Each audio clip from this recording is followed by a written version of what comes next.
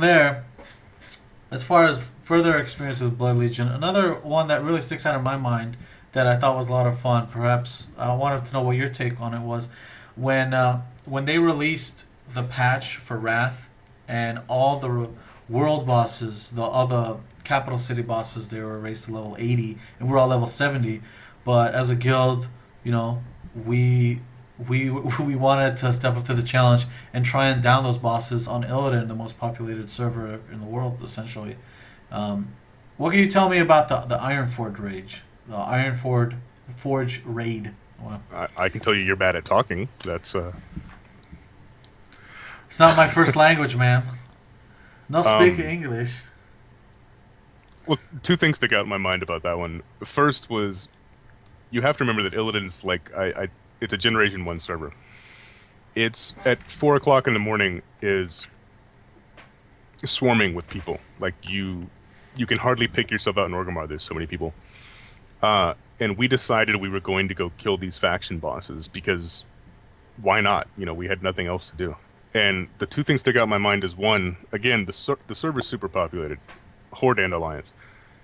And the first one we decided to kill was the faction boss in Darnassus. And I think the whole time we were in Darnassus killing her, we saw maybe one Alliance the whole time we were there.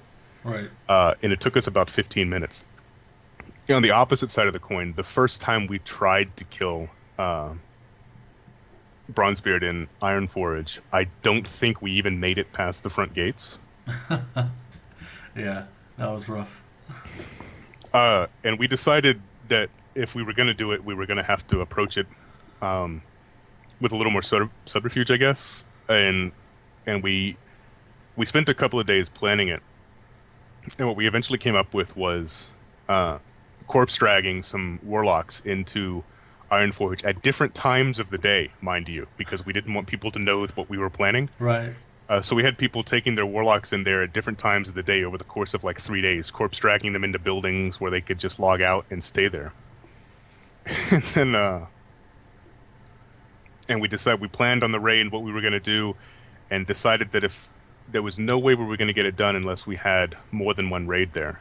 So we started talking to some of the other guilds, and at the same time trying to keep it extremely quiet. Because, you know, we had on Illidan a community on Illidrama where everybody talked to everybody. Right, yeah. And nothing was a secret. No. And we had this great plan. We were going to take 3 guilds and 3 totally separate raids, and we were going to summon them in there slowly with the warlocks. And the way we were going to give everybody credit was to have one main raid and then switch people out 5 members at a time to make sure that they got the tap on them. Yeah, that was pretty cool. But on the opposite side of that coin, we didn't know that was going to work. So we made sure all of us were in the first raid to begin with. So no matter what happened, we would get credit. Yeah, we're definitely guilty of that, just in case it didn't work. Yeah, so just in case. But, you know, the raid time starts and people are starting to notice that all of the big raid guilds are online. They're logged in, but they're not in raids. They're just standing around Orgrimmar, which never happens. Yeah, we're like standing around somewhere, just don't be inconspicuous. Wow, I really we can't have speak people. English. We're just standing in Orgrimmar buffing, and and people are like, "What the hell is going on?" And these warlocks start logging into their alts and resurrecting, and we start summoning people into these buildings. And we're just hoping that nobody's running through Ironforge, hitting tab randomly to target some random raid member and going, "Oh, what's this guy doing here?" And then find, 100 people in a house in Ironforge. And we're summoning, we're getting everybody there slowly. We're telling people not to buff while they're there so the combat logs don't show anything. And we hear somebody on Ventrilo at the time yelling that there's this rogue running around. Oh my god. Sapping guards and players in Ironforge, and that he's going to give it away. And everybody's getting pissed off. Who's this rogue? Who the hell would do this? Why would somebody try to sabotage this? And it turns out the rogue is Erat's brother. Yeah, that was rough because we were in the Nook, and I'm like, when we summon you, don't move. Just stand in that corner. You're not in line of sight of people. No one will see you if they're walking by, and they shouldn't really be able to just tab you, and just don't make noise. And then somebody said there's a rogue like wandering around in front of the building, and I'm like, who? What rogue? Would like what the hell? And they're like, oh, it's Zanji, and that's my brother's character. And I'm like, hold on. So I leave. I go to my brother's room and I tell him, you get out of there right now. Do not ruin this. It was terrible. I felt. He's like, I just want to see. I'm like, no, don't ruin this. I'm like, we have 120 people organized, and this is our one shot. Don't screw this up. I mean, I felt bad for like saying that to him, but yeah, I was just like, there was, because at the time I think what was it? We were using vent still, and Yeah, we were you, still using vent, and we didn't have everybody in one ventrilo because everybody right, wouldn't fit on one. right, So we had certain people all in one ventrilo together, while also on their own ventrilos to coordinate with their groups. yeah. Yeah, I remember having like 3 vents open, trying to talk to all of the squadrons. Oh my god! And as far as I mean, Illidan, and that many people in that place. I mean, the game was crawling. Uh, at one point, I think what was it? We were around 40-20%, Well, and I the game remember was basically almost frozen. It was so laggy. Do you before remember even that, I remember being in the building and somebody counting down and saying "go," and they had the line mapped out like somebody was pinging along the mini map how we were going to get into the room. And as soon as somebody said "go," everybody starts surging up the stairs, and like half of one of the raids went offline. Wow, that's rough. But yeah, we're doing this fight, and only hunters can do damage. I don't remember the reason why, but only hunters can do any kind of damage to Bronzebeard. Right. And we've only got like 12 hunters across 120 people. Yeah. So the tanks are basically just sitting there taunting because the game is frozen pretty much. And whenever Bronzebeard casts Avatar on himself, he one-shots the tank, and the tank and he goes running off, and another tank just has to taunt him and hope that he actually gets threat, while the hunters sit back and just auto-attack. And everybody else is trying to keep the alliance out of the room, and they're just coming in these huge packs, and the game is crawling. Like I think maybe if I was getting 1 frame per second at that point, I'm being conservative and giving myself a lot of credit. Right. It got to the point where we actually had priests stop healing, and we just had them go stand in the hallway and spam Holy Nova, because even though the server was lagged, they were still actually casting it. Right. Right. And so every like 3 or 4 minutes, they would see just huge bursts of damage go out in all these death notes. I remember that. Do you remember whose idea that was? It had to be Diggs. Yeah. And I say that because he kept calling it Holy Nova. Yeah. It's like, just Holy Nova, guys. It was great. He was just like, just run up and down the room spamming it. And once he told everyone to do that, once everything sort of caught up, you just saw explosions. And you can see in some of the screenshots, you can see Holy Nova's going off in the background. Yeah. But then we've got Zonker on Ventrilo also, and he's saying he's trying to coordinate the people switching in groups because he's got a keyword to automatically invite yourself. Right. So he's saying like raid 1 group 5 drop group, and then he's saying like raid 2 group 2 drop group and send the keyword. And people are just sending him tells, and as they're getting in, he's waiting for them to be in the raid for a couple seconds, and then he's kicking them out and letting new people come in. And this whole time we're trying to rotate 120 people through while trying to keep this huge pack of Alliance out, while the server is threatening to just shit all over itself. Yeah, it was pretty amazing. It was pretty epic. I think it took all in all about 3 hours, and it was a great time. It was one of the best times I've had raiding. Yeah, Like me raiding, too. just playing in general.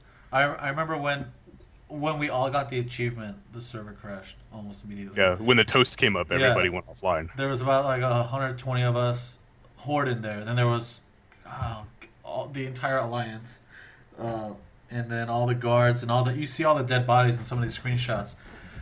As soon as we all got the achievement, we all got the toast. It just went boom. That was it. The server's like, I'm done.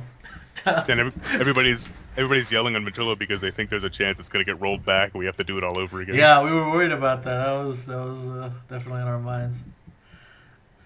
So obviously you started with Sunwell, and between BC and Wrath, we participated in that giant raid. You guys can see some of the screenshots I have up there.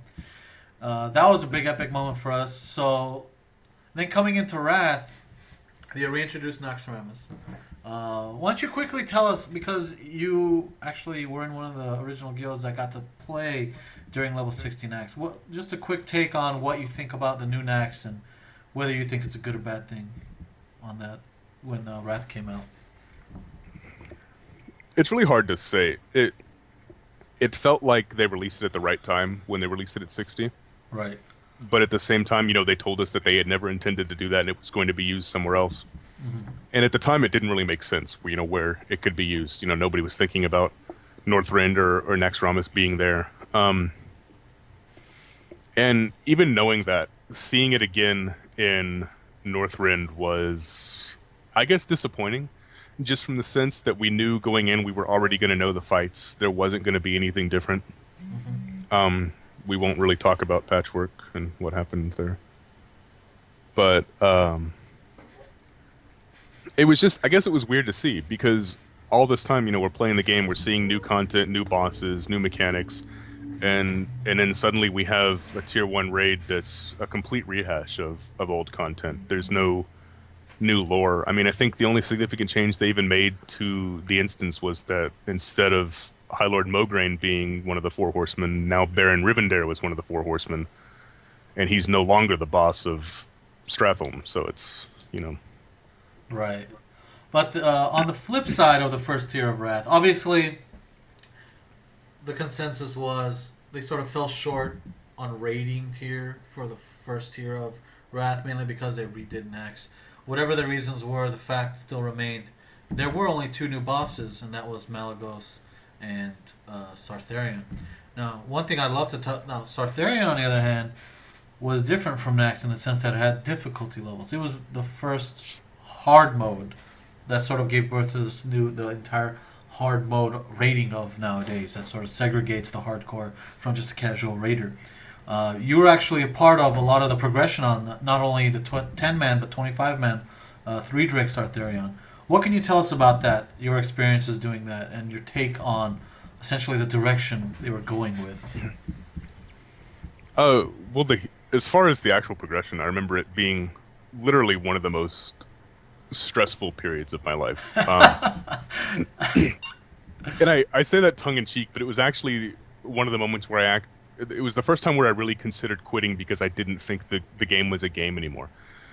Because it got to the point where it was literally logging in and pulling, and in 30, 45 minutes of discussion, analyzing the combat log, talking about what we did wrong and how standing in a particular spot was better on one side versus the other. It was the moment where I had a lot of moments where I wanted to just Alt F4 and not log in again. And it really had nothing to do with who we were playing with or even the content itself. It was just, it was stressful. It was the first taste I really had of, this world-class rating that Blood Legion does now. And, maybe it wasn't quite world-class back then, but to me it was such a huge step from what we had been doing before. Right. That it really stressed me out. I didn't like rating at the time, but at the same time, I stuck with it and we did a lot of amazing things. Like there were people saying that 3 Drake 10-man was impossible. And they were saying that even if it was possible, the gear you would need and was almost unobtainable, and that you would need at least 3 healers. And we were doing it with half that gear and 2 healers, which again was probably why it was so damn stressful. But Right. But yeah, it was a weird time in the game, like you said, because it was the advent of heroic raiding. It was the first time where they decided they were going to try to appease the entire player base. Because prior to this, you have either you can please for lack of a better term, the 1% and create these unforgiving encounters that are just overtuned and almost impossible to complete, or you can appease the the majority of the player base and have content that can be completed with little effort and just a little coordination. And Sartharion is the first time where you get both of those at the same time. You have this encounter that you can just walk right through. And there's really nothing to it. It's just very little coordination. It's not a very tight enrage timer. Right. and it's a fun, interesting fight that goes very quickly. Or you can